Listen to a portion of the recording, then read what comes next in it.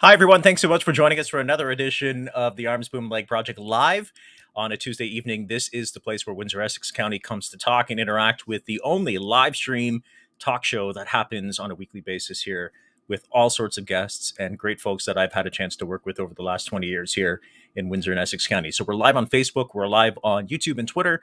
And if you're listening to the rebroadcast on Apple iTunes, or perhaps you're listening to us on Spotify or even on LinkedIn, welcome to the show. And this show is driven by you. It's driven by your comments, your questions, your remarks, and you can comment live in the stream on Facebook, YouTube, and Twitter as well. Now, just before we get to my guest on episode 8 of season 2, which is crazy to say, I think we're well into, 60 plus episodes of this podcast, the live stream since we started back in May. So I'm kind of breaking it down by season, but this is season 2, episode 8. I'll bring on my guest in just a few moments. I just wanted to say a big thank you to everyone who came out to our annual blood drive for Canadian Blood Services. We held that on Wednesday in the beautiful town of Amherstburg, Ontario. And because of you, it was completely booked from 1 until 7 on Wednesday. We had 117 donors and quite a few new donors too, and some fantastic people I had a chance to sit with. I gave blood at 3:25. And I stuck around for about an hour and spoke to a lot of the folks who came out to the Knights of Columbus Hall and had some great conversations with folks here in Windsor, Essex about becoming a new blood donor and learning a little bit more about Canadian Blood Services, who were on the podcast last episode. And you can listen and watch that on YouTube and on Apple Podcasts as well. So coming up here on the program, this is a topic that's been really near and dear to my heart for a number of years in Windsor and Essex County. I mean, even when I was on broadcast like 20 years ago here in the city, it's something I think a lot of corporations attempt to do. I think it's a lot of talk between individuals and organizations to make this happen. But what does it really mean to be diverse? And what does it really mean to be inclusive? Well, my guest on the show, we've talked about this many times. She's frequently appeared on my news program when I was host of the CBC, and she appeared in different stories on the CBC while I was anchor. She's a recent MBA graduate from the Odette School of Business who's interested in all things related to community engagement. She's championed all sorts of local initiatives focusing on really bridging the gap between the Windsor Muslim community, law enforcement, the education sector, and politics. She's been on radio, like I said, television. She's a columnist for the Windsor Star. And she holds a bachelor's in arts and science and political science and biology from the U of W. Somebody I greatly respect, proud to call a friend. I'm really happy to spend some time this evening with Sarah Mushtaq here on the project. Sarah, always good to talk to you. Welcome to the show. How are you, my friend? I'm good. Thanks for having me. It's always such a pleasure chatting with you too, Arms.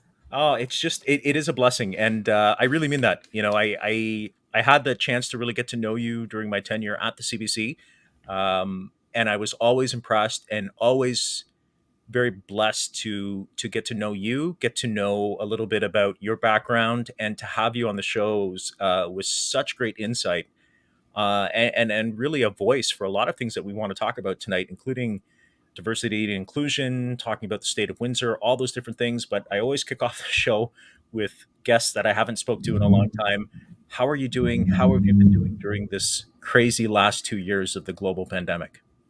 It's funny because I feel like I don't know how to answer that question anymore. Where I'm like, I don't know what day is it, what year is it, what month is it. It just, it's been a blur. In the grand scheme of things, I can't complain. I'm super lucky. I have a roof over my head, have my job, have my family, everyone's safe and sound. So I can't complain from that end at all. And I'm really grateful we've somehow made it to March. What is it? 500th 2020. So we're It's there. We're getting there.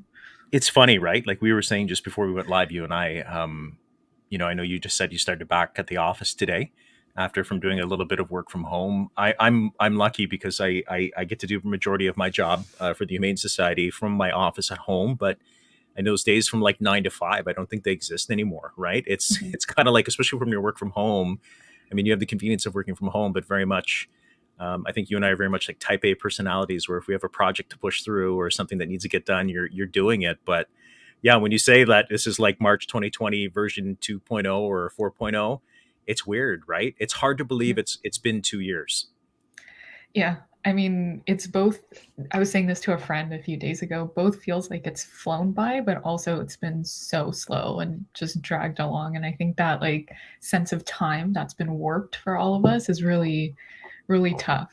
You know, it's been a hard time for everyone, right? Like no matter who you are, it's the last 2 years have not been easy on any of us. I think there's been a lot of opportunities for learning. I think there's been a Mm. lot of opportunities for, I think, a lot of folks pivoting not only career wise, but spiritual wise and sort of value wise too, in terms of what's important. And I want to get your take on some of the things that I know that you're passionate about and we're both passionate about in just a few minutes too. But I want to talk about that, those two letters that somehow, you and I have sort of, I don't want to say championed, but tried to get this ingrained in any kind of projects that we've been involved in over the last several years. But D&I, diversity inclusion, here we are in 2022. Um, where do you think we stand as a region? Where do you think we stand generally as a city when it comes to diversity and inclusion overall, Sarah? I feel like that's in some ways hard to answer because I think, if you look at the grand scheme of things, a lot has changed. If you want to look over several decades, right? A lot, the community visually has changed. A lot of, it's a much more diverse region than it was, say, 50, 60, 70, or 80 years ago. But then there's still a lot of lessons that I think we haven't necessarily internalized despite all the changes, right? I'm just thinking about the fact it's Black History Month. Mhm. And we've still had, many instances in very recent history of, pretty severe anti Black racism.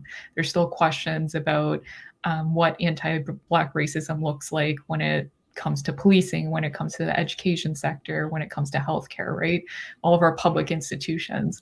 So, I think in some ways we have come a long way because I think one of the most important things is we're talking about it and we're having these conversations and organizations both public and private realize that this is something important that can't really be brushed under the rug anymore. But at the same time, you were just saying we've had this conversation a few times as well that it can't just be a press release and it can't just be a statement saying like we value diversity. It has to be backed up by action, and I think that's the harder part and the more uncomfortable part, right? Like there's discomfort in this work because you also everyone has to kind of grapple with your internal biases, and that's not easy no matter who you are. I, Geez, we're gonna have a long show tonight. We're gonna talk a little bit about this, and I want this to be a very welcoming space. I mean, this show when I launched back in May, Sarah, I've always said like this is a place where I think where people need to come together collectively and talk about things, but also support each other, right? Because I do Mhm. believe in the goodness of folks in this region. I do believe in the value that everyone brings to the table. Um, but I will say, before we went on the air, we talked about that whole sort of, oh, I'm sending out a press release, and we value this. It's almost it's that is so 2016, right? We laugh. It's just like when I see some of that Yeah. stuff come out from companies, or we need to have a D&I initiative, and we need to do this, and it's like, yeah, 5 years ago you did. Now Yeah. it should be well. And what do you think, Sarah? Is it a question of having, like I've said to and I know I've said this, like that kind of change comes from the top down, right? You need to have somebody ingrained at that particular execution level to Mhm. say, guys, this isn't just theory anymore. This is something we're doing, and this is why it makes sense because Mhm. these are our neighbors. These are people who bring inherent value to the organization as well, as opposed to just like you said, putting a poster up and saying, "Hey, look at us." Yeah. I mean, look, like I think in some ways, some people have said this, in some of the work that I've done that they're afraid to make mistakes. And I totally, understand that. Like some people, you don't want to offend someone or you don't, in your attempt to do good, make some mistakes along the road. And like quite frankly, that's gonna happen, right? Like no matter what you're working on, mistakes are made along the road. You don't ever do anything perfectly. So I think it is, like you said, creating an environment where people can ask questions, can find the resources to learn more, It's not to say to put the onus on, certain people to do the work. I think that's, sometimes a problem with some organizations where you find the one diverse person and make them do all your diversity work, and they become your token. And it's, like if Yeah. that person was hired because they're an accountant and, their skills and their talent and their training is in finance, but not in EDI work and equity, diversity, and inclusion work, you're doing a disservice both to that employee as well as your organization. So I think it's about, you know, really having that open and honest look at your own organization, recognizing where those gaps are, and then going to get the help from, the experts in the field rather than, trying to get someone to do it off the side of their desk or just, just putting up those statements and hoping that that'll do for the time. There's, a joke, a friend of mine, Mita Williams, who she's wonderful. She's from the University of Windsor. She makes called the diversity emergency, where organizations, right, you put up that statement, everything's good. It's like, yay, you did the bare minimum. But when a diversity emergency comes up, right, so either a serious incident happened, something happened with an employee or a client, then everyone's like, oh my God, we need to address this. We need to fix this.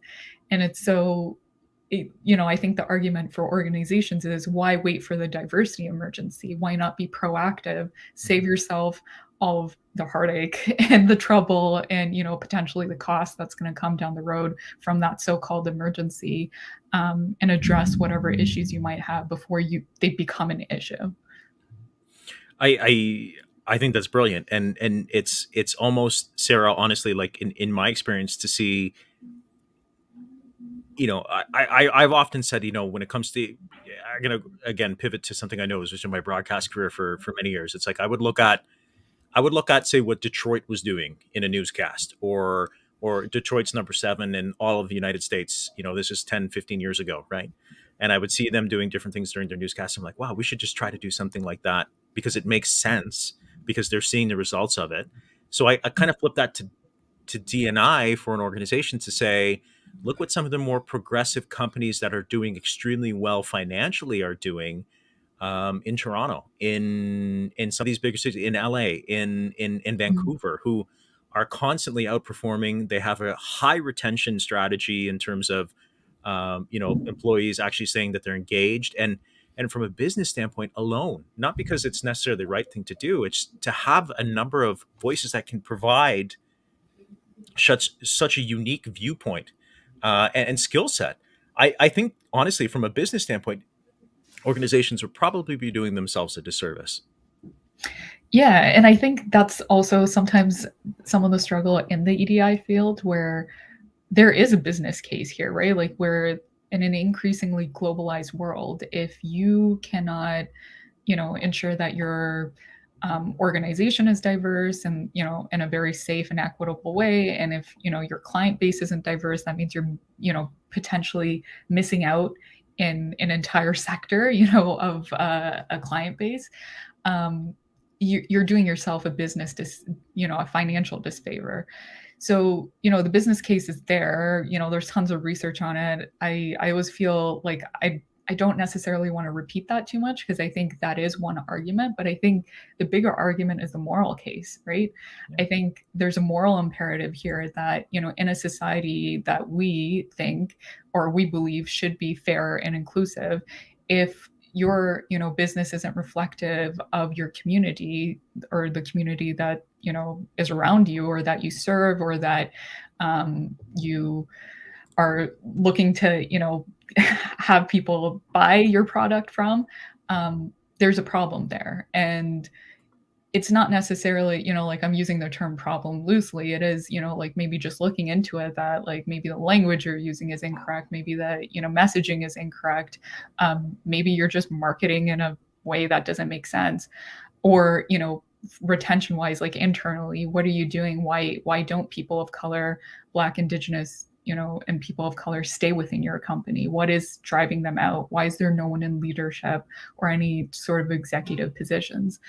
And like I said earlier, these aren't easy, conversations. There's a lot of discomfort around these conversations, but Sure. If the goal is success down the road, it just feels like it should be a no-brainer to consider and to actually address early on rather than waiting for something negative to happen.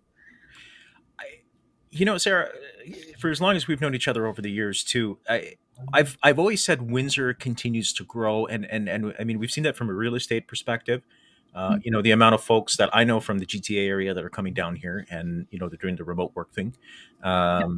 Headquarters is in Toronto. They go up once a month. I know quite a few people, even in my neighborhood, from Hamilton, Kitchener, who've just moved down here.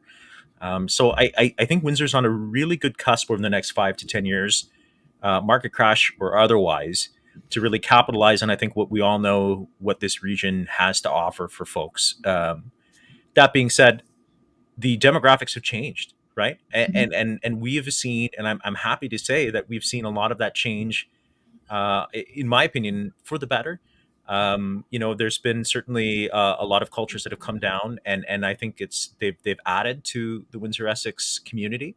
It's nice to see that happening. So, like, what can we be doing better as even a city or even a region to make it a more welcoming place, in your opinion, for folks to call this place and really feel like it's their home? Yeah, I mean, I feel like there's always so much to do, right? And I think it the short answer, and it's not an easy answer, is that it's across every organization, every sector, every sphere. It's that basic, thinking about our community and their needs and how can we serve those best.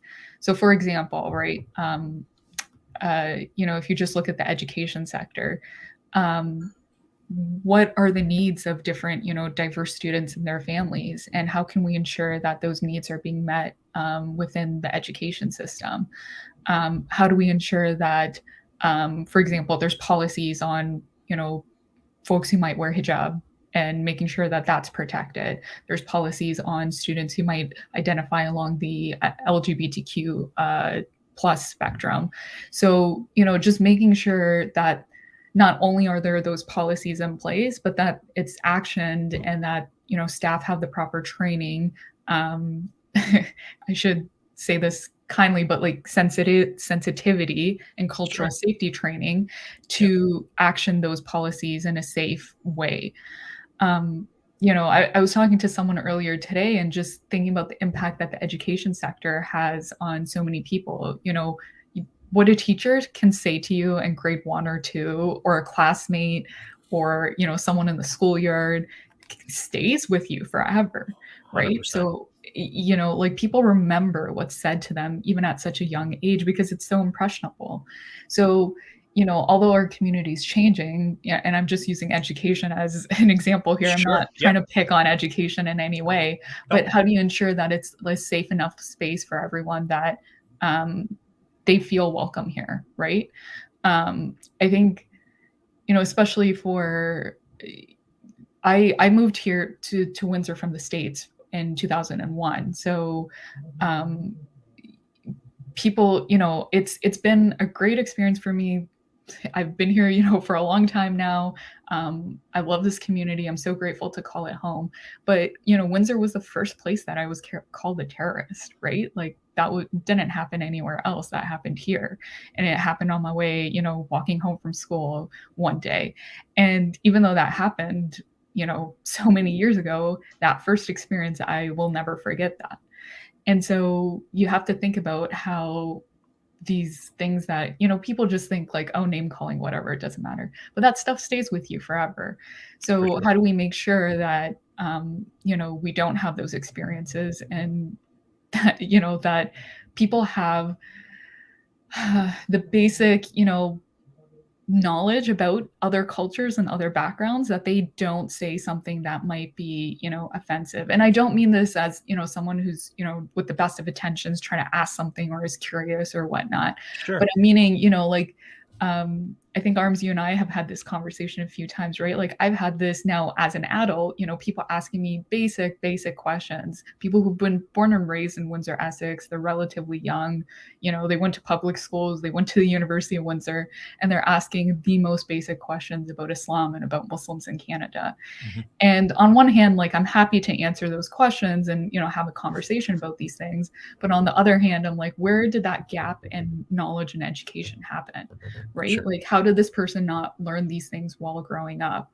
And like I'll hear it from other people where they'll be, excuse me, like, oh no, we can't teach about religion or cultures like in public schools, for example. And I'm like, no one's trying to indoctrinate your kids. Like, that's not the argument having here. We're just saying that as a community that's as diverse and reflective as Windsor Essex is, you should be able to learn about these things in your formative years in a place where you spend, 8 to 9 hours of your day, so that when you go out into the world, you're not like fascinated that there's this Muslim woman you ran into and she speaks English without an accent, right? Like that Yeah, kind of stuff shouldn't happen. yeah. We've got so much to unpack tonight, Sarah. Sorry, Just went no, on a it's little okay. soapbox No, there. that's why I love you, right? I to have, and to go back to that comment about that first comment that when you were much younger. Uh, Mhm, I mean, I think there's a big difference between. I mean, and I've got that story too, right? I mean, I'm biracial, right? My dad's Filipino. He emigrated here in 1978. My mom is from the River Canard area, so there's that whole piece too. That that I've in the 80s and 90s here in Windsor, it was very different yeah, than 2022, right? Like my yeah, wife is Polish, and I, I'm primarily culturally identify as Filipino. My son is being raised as in both, but it's very different than it was. But I mean, there's a difference to having somebody ask you about the Muslim faith and mhm, about you and your family versus being called a terrorist, right? I mean, there's a huge breakdown of knowledge at the yeah, very least there in terms of what is acceptable and what is ignorance, if that makes mhm, sense. yeah. And I think, like there's multiple things because I also struggle with education campaigns, right? Because I think one time, like marketing campaigns aren't what fixes this like fundamental like systemic education issue, right? For And sure. like I should say to I'm trying to be positive and negative, like follow up every, thing with Yeah. something positive. Like the education sector has made such strides in the last few years, right? Added a lot of curriculum about Islamophobia, about, Muslims in Canada, the history here, about, uh, the Black Canadian history, about different cultures. So I think so much has been changed, and I see the difference with like my friends' kids and like the things that they're learning in school, and it's really heartwarming to see because they know things that I didn't pick up on until much later. So it's really lovely to see that kind of thing. Um, it's just from like a organizational perspective or like from the broader community like civic perspective, Mhm. it's also making sure people are welcome in your organization and they feel safe to be themselves in your organization, right? Like if you're feeling like you have to hide your identity, the food that you eat, the way you practice your religion, um it makes it really hard for you to feel like you can stay in the commute in that organization, sorry, and have a career there, rather than, this example actually that you just put up, right? Yeah. Having, a space for prayers, which can be like a multi-faith space or a spiritual space. It doesn't have to be for one organization, but it's such a great, initiative, and it's a very simple and easy thing to do. And it doesn't put the onus on the individual or the employee to, have to muster up the courage and come forward and ask someone, hey, like, look, I, pray 5 times a day, and some of those prayers fall during my shift while I'm at work. So how can I make that happen? Whereas, if an organization is like, we already have this covered, welcome on board. Thanks for coming, deciding to join us and work with us. Here's all the things you need to know. And it's part of your onboarding package. It makes such a difference. And, kind of indicates to an employee, among other things, right? It's not the make or break situation, but it indicates that you are taking inclusion seriously, and more than just window dressing or whatever that might look like. And Sarah, you and I both know there's a lot of that window dressing, and I'm not trying to go down the negative road here, and I'm not. Mhm. This isn't what the show's about, but I mean, geez, like we've talked about this for years, right? It's like, again, we'll get into this a little bit. I want to get into sort of not the political side, but maybe even just politics and engaging those communities. I want to talk to you about that. That's always been something that, with the election is just around the corner too, but um, from a media perspective too, I want to talk about that. But yeah, I mean, a lot of organizations will say, it was put on their window dressings, or we have to do this, and it's like, then it's almost like, like again, like 5 years ago, 2016 or 2017, like this stuff should have been in play. Like you should have.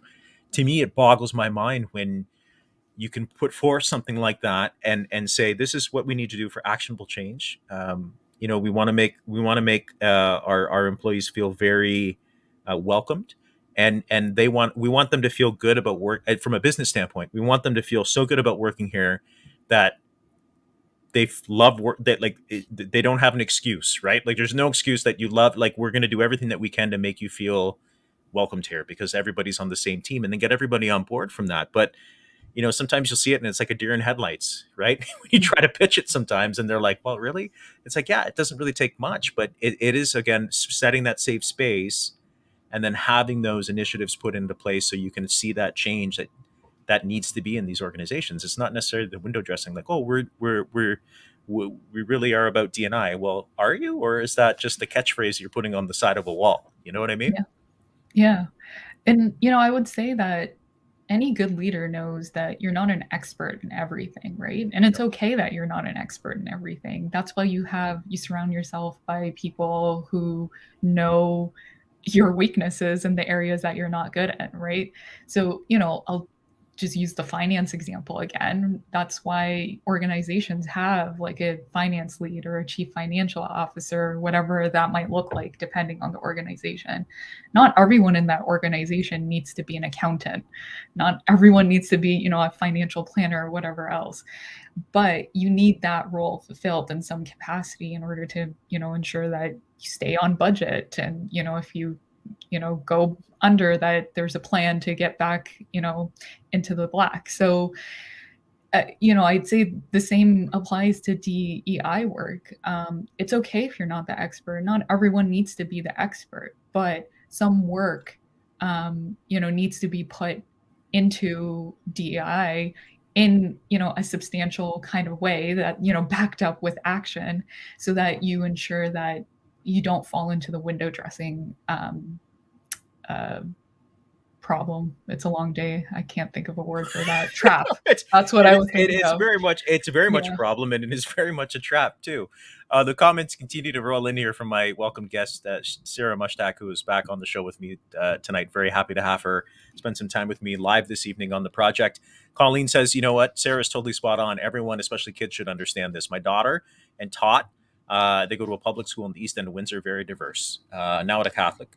It's crazy how much of a difference it is in a good way and bad. Yeah, it really becomes, what are we teaching our kids, right? Like how are we getting our kids to realize? And I guess for my son Liam, and how we want to raise him, we have been. I mean, he's only 4, but we've been extremely. I would like to think diverse and inclusive. Like, um, my sister-in-law is Muslim, and she converted, and she married a wonderful gentleman, and she moved to the United States, and she and their family, as we gone through the wedding, I got to know my brother-in-law. They're absolutely amazing people, and I think it's so crucial that we expose and we get to know. Uh, that side of our family, but also to incorporate a lot of the things that we want Liam to learn about, because that is still our family, and we want Liam to have that full spectrum of experience, right? I think that's very, very important for a lot of young kids, especially in the world today, because as things continue over the next 10 to 15 years, and you, there's a bit of that globalization that continues to take place, and we really hopefully start to see past race, and we start to see past culture, and we just say we're all in this together, I think hopefully we'll be in a better position in 10 and 15 years from now to kind of tackle some of the other issues that are on the horizon, from climate change to resources to all those different things. As I don't want to say united society, Sarah, to sound a little cheesy, but to say to say like, yeah, we're all on the same page here. We're all on the same continent. We're all on the same planet, so to speak. Yeah, I mean, to what you just said about your family, which was so lovely, and Colleen's comment, I think, those formative years are so important for kids. Um, and I think that sometimes from an individual level, that's one of the most important things you can do, right? Like exposing your family to new ideas, new cultures, different, we're lucky in our community, we, non-pandemic times, but we have, lots of festivals, lots of different community events where you can easily access all of these things. But I would say, like, from an organizational or systemic perspective, more is needed. And for those larger global issues, I think it's important to realize that not everyone experiences the same thing the same, right? Like that's where inequities come up. So, Sure. for example, with climate change, for many of us in Canada, we will not experience climate change the same, for example, as a community, in a coastal region in Bangladesh, right? They're going to have a very different experience and response to climate change than we might have here in Canada. Of course, we're all going to experience climate change in some way or another, and we already have. But I think that's important to remember, and that's on like a very high level with, climate change. But we can think about that, down to what we're just talking about right now, right? Like people's experiences in everyday life is going to be different based on their, background, their religion, their sexuality, like whatever it is.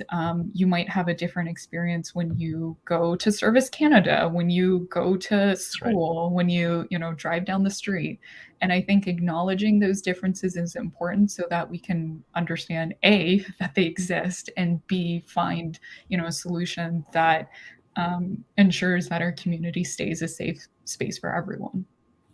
Speaking of experiences, I want to talk about Mhm. the experience that you've given so many readers of the Windsor Star since coming on board as an excellent columnist, probably one of the best. I'm a little biased, but I thoroughly enjoy your work in the Windsor Star.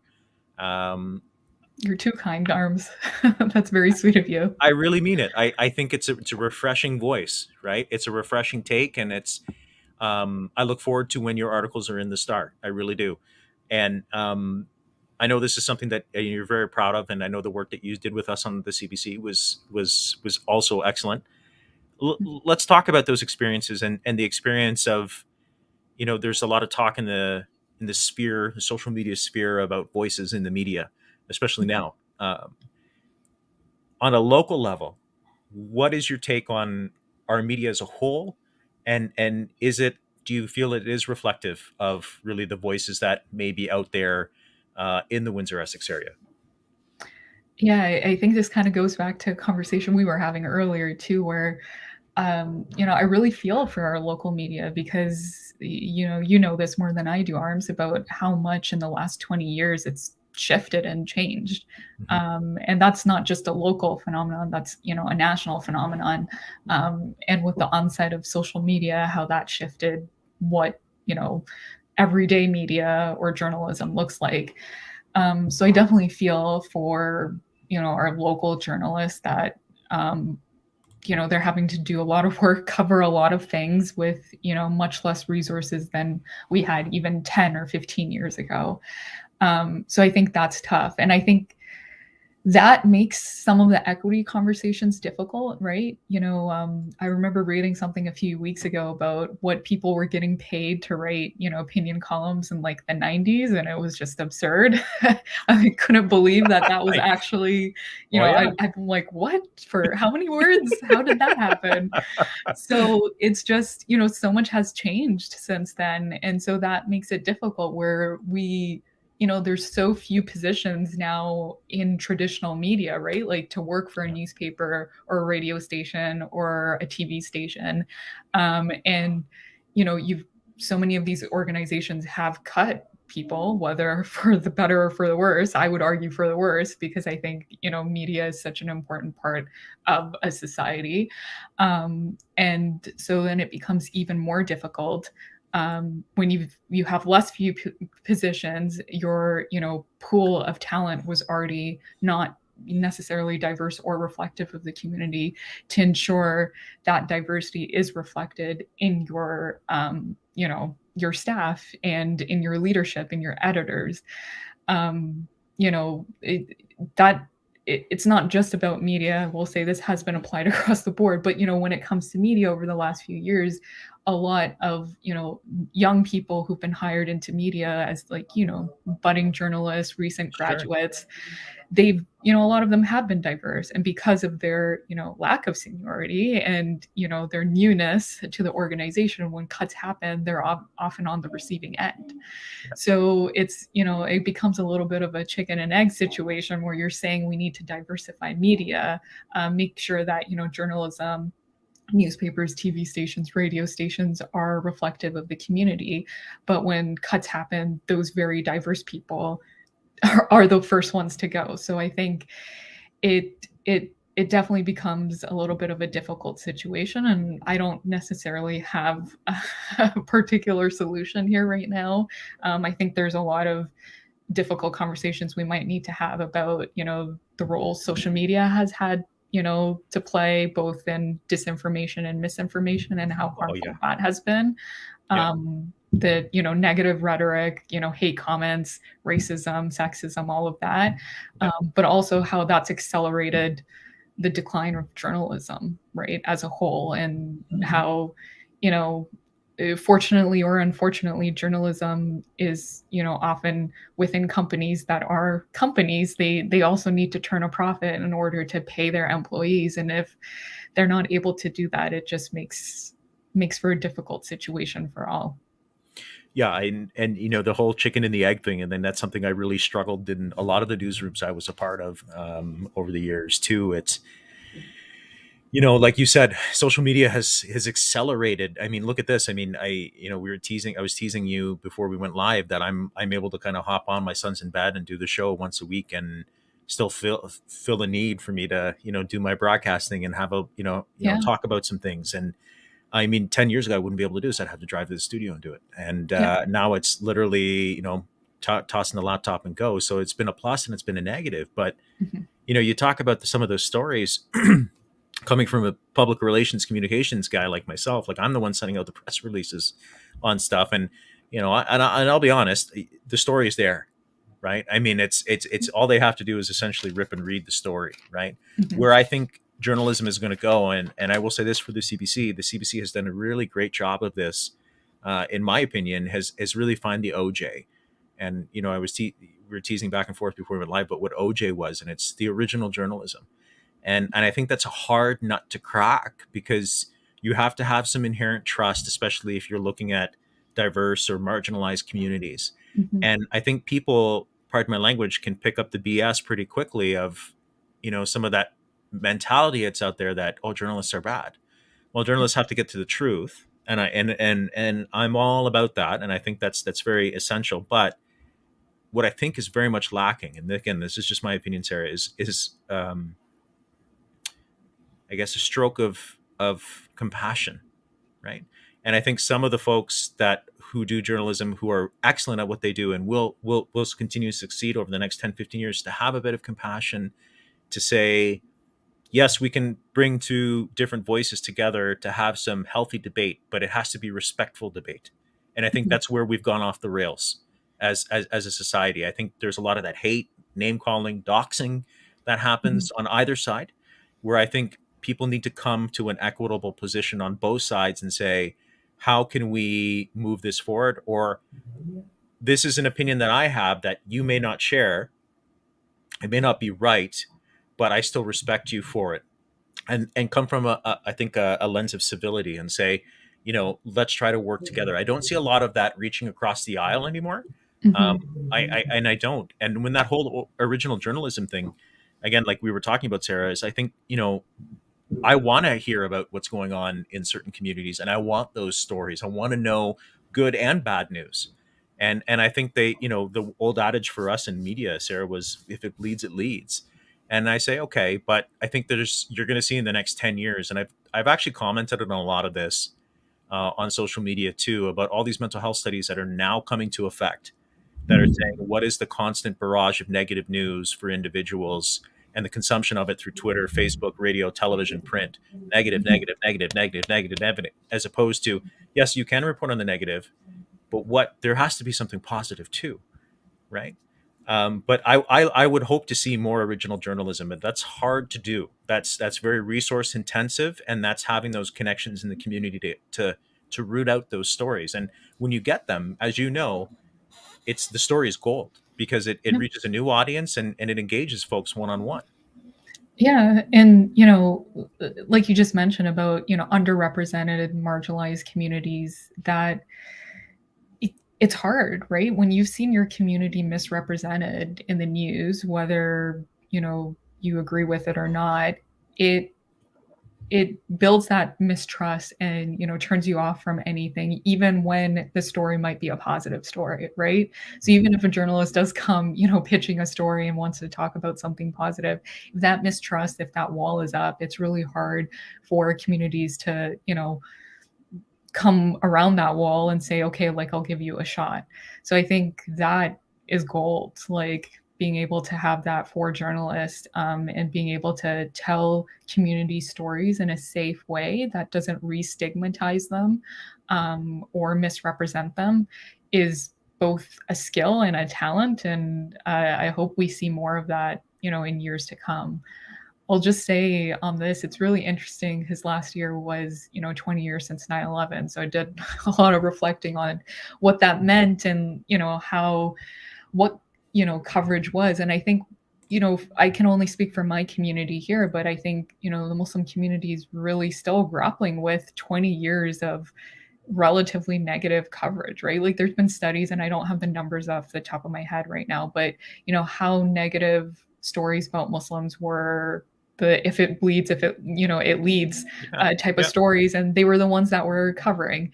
So, like, going back to some of our earlier conversations, if the only information you've ever gotten about Muslims, Canadian Muslims, or Muslims globally Yeah. is a terrorism story that you read on the news, and that's all the information you got, you know, yeah, like, I can't totally be mad that that's all you know about Muslims, but also, like, there's a problem here, that that's the only thing you know about Muslims, right? And that has been accelerated by, a clickbait culture and, Oh, social 100%. media. So it's really, I think we're also seeing social media, like you were saying, being used in a positive way, where a lot of people who, are from my community and other marginalized or underrepresented communities, have been able to use social media to their advantage, like you were just saying, right? Like, people can, kind of take back the narrative in ways that they weren't getting through traditional media. And, there's something about traditional media and the reach that you get through that can't be beat right now. So it's unfortunate that some of these voices aren't there, but you can have hundreds of thousands, if not millions, of viewers on podcasts and through Yeah. other social media channels. And I think that's also an important platform and important pathway for a lot of people who are not in the majority, so to speak. Yeah, and it goes back to, I mean, I really struggled with this. On my exit from broadcast. I really struggled with some of the content that was being presented, and I still struggle with it too. Like, I know you shared on Twitter an article about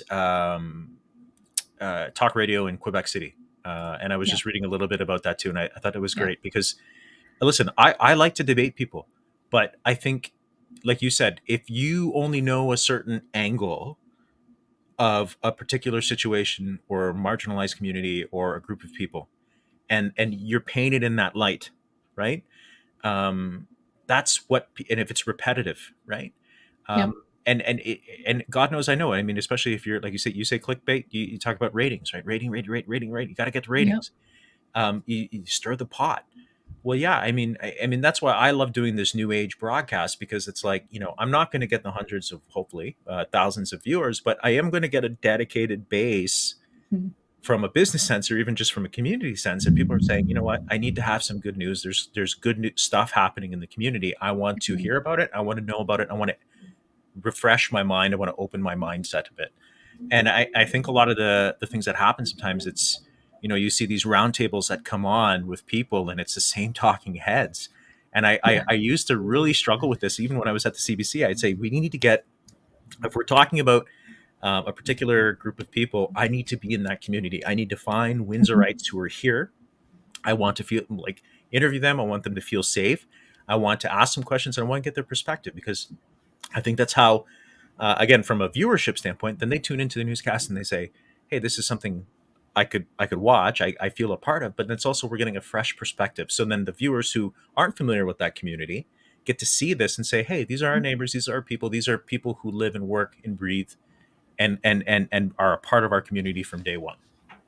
Yeah, and I think the most important thing that happens is you realize those people are multidimensional people with, Yes. different ideas and opinions, and that not one member of that community doesn't speak for the entire community, right?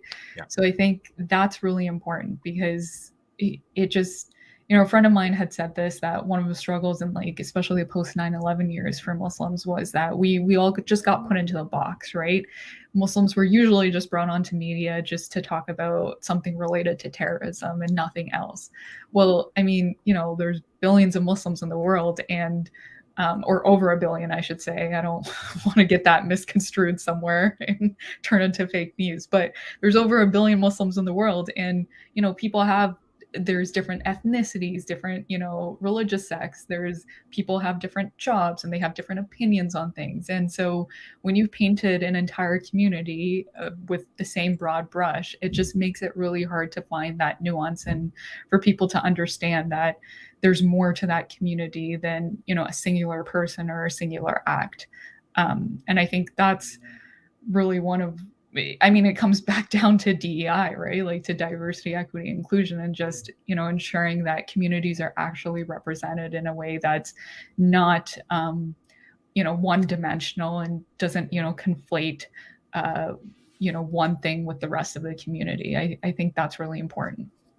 Some great comments coming in, and I'm glad that everyone enjoys Sarah, because I'm happy to have her on the show. Super calming, smart, very well spoken, and agreeing with what you say too. So, Colleen, thank you for your comments tonight. You know, okay, so for media, from big corporations, media, we sort of touch base on education sector too. What about let's again keep it on, like, sort of like the local lens. What about politics and and municipal politics?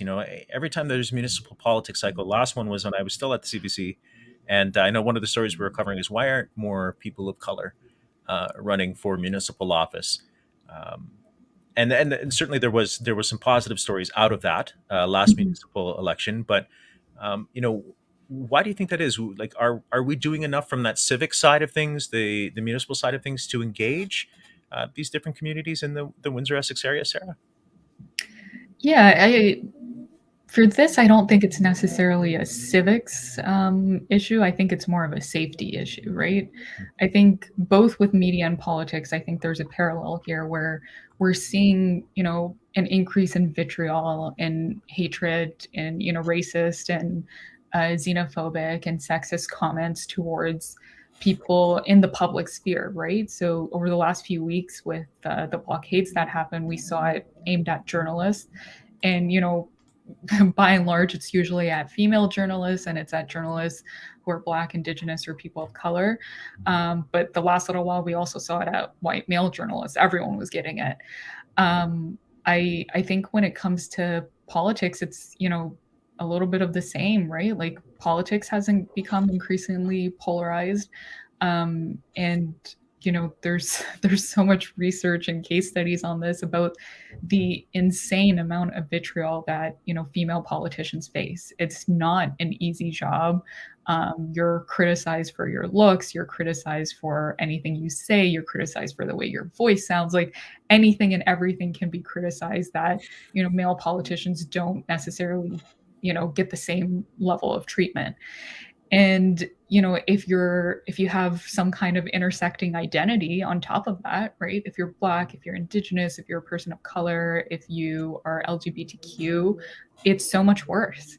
So I think it really comes back to, how do we make politics a space that our communities are represented, but not at the expense of their own personal safety.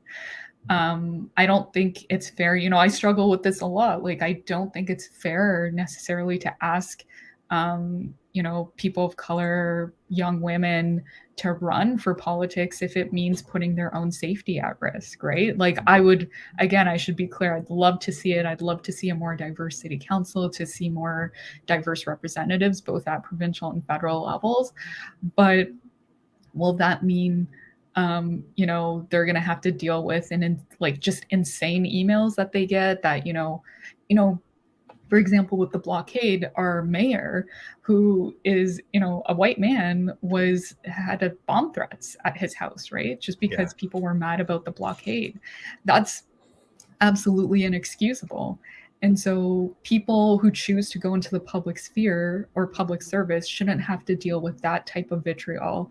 And again, we should be able to have spaces where people can talk about things without it, becoming something so negative Sure. and harmful. I Yeah, I couldn't agree with you more. I this person will rename nameless, but they're a good friend of mine. They were a career politician here locally, and I said, "Well, why aren't you running again?" This is 3, 4 years ago when they bowed out. Why aren't you running again? I'd vote for you, right? And I think generally speaking, this person was doing just a great job. And he said to me, "If this was 15 years ago without social media, then I would seriously consider it. But because you were being scrutinized on every single thing that you do, even when you're not on quote unquote the clock, Mm-hmm. um, I don't want to put my wife and I don't want to put my kids through it." And I took that to heart. And this was again about a couple years ago. And then it Mm-hmm. was funny because somebody had approached me to talk about do you ever think you would run to me? And I said, not a chance in hell. Right? Like flat out. Like Yeah. I not a chance. I have a lot of reasons, but I think the reasons, like you said, I don't need my family. Like I'm very proud of my family, and I take care of my family. And I made an analogy for Family Day on social media about I consider everyone in this home to be like Noah's Ark, right? Where it's like the world might be the flood and the raging waters aside. It's our job to take care of each other so we can go back out into the world and our best selves and sort of be that change we want to see. It sounds cheesy, but really that's been a guiding principle in the last year for my family and I. And it's a different game in 2022, I think. And I don't, where did the politics and the civility go versus, like you said, the vitriol that comes out from people? It's insane. Yeah. And I mean, so many of these things are related, right? Like, I think social media has, a spot to play in this. And I think politics in general, you know, I value public service so much. I'm so grateful for so many of our, like local officials who are doing the hard work day in, day out, despite all the criticism that they face, whether warranted or not. But I think, we've just kind of gone down to the lowest common denominator. And there are, unfortunately, some actors in the political sphere and some parties, quite frankly, who've decided that, you know, playing games is the way to go, right? Like, to play with misinformation and disinformation, to attack people for their identity, for their background, is the way that they're going to go. And some people have thick enough skin that they can deal with it, right? Like, they're okay. Being called a terrorist isn't necessarily a deal breaker for them. They can deal with it, can bounce off them.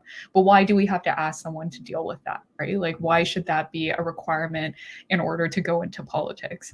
So I think that's, I don't really have an easy solution there. I think we're just unfortunately in this space where right now, um, this uh, arena of outrage is the way that gets you, popularity and politics, and that sometimes that can, get you into being the leader of your party. Like, we'll see how far that goes at the federal level, but it's unfortunate that we're at that level right now.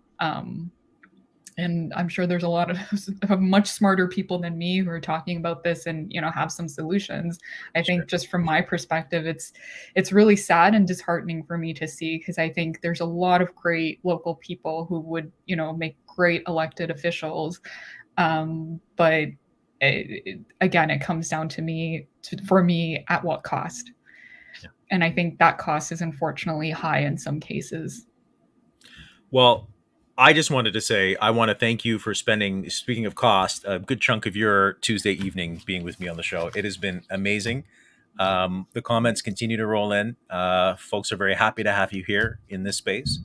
And I definitely want to check back with you in a future episode, probably at some point during this season, just to kind of circle back and kind of chit chat with you, because it's always an absolute pleasure to have you here on the show.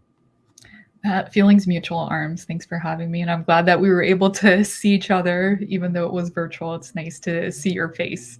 Oh, God bless you. And I really appreciate everything that you continue to do. Folks, if you're listening to the rebroadcast, really look for Sarah's work in the Star. It's awesome. It really is a breath of fresh air. And I hope to see you more, certainly on Legacy Media.